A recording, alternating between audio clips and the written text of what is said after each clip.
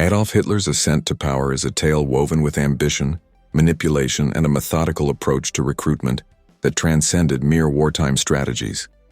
Beyond the grandiose speeches and massive rallies lay a calculated system designed to identify and select men who would faithfully serve at the apex of the Nazi regime. This narrative goes beyond the battlefield, delving into the psychological landscapes that enabled Hitler to foster loyalty and fear in equal measure, helping him construct a formidable apparatus of authority that would shape the course of history. The question then emerges: how did Hitler choose the individuals who would form the backbone of his brutal empire? Amid the ruins of post-World War I Germany, a fertile ground for Hitler's recruitment emerged, as he identified a society yearning for direction.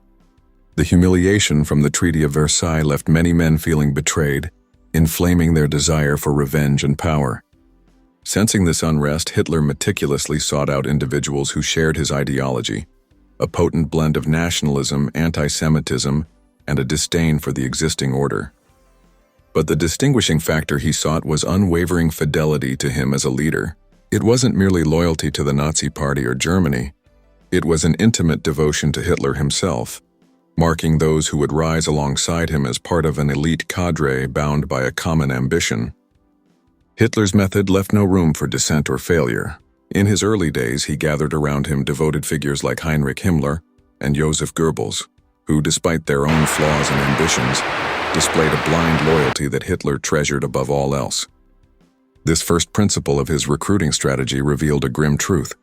While brilliance and ability could be cultivated, loyalty was an irreplaceable asset. Those who dared question his authority found themselves cast out, reinforcing an environment where obedience was paramount. Thus, as the Nazi Party and its ideology burgeoned, Hitler reached into two pivotal demographics: disenchanted military officers and ambitious young men.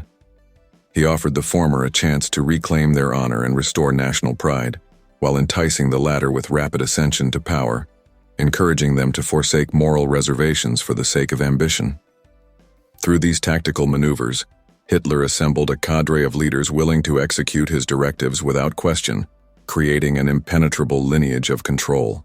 The thousand-yard stare of historical accounts reflects the chilling dedication of these men, their minds ensnared by the allure of power and a shared sense of purpose that would redefine Germany's destiny in the darkest of ways.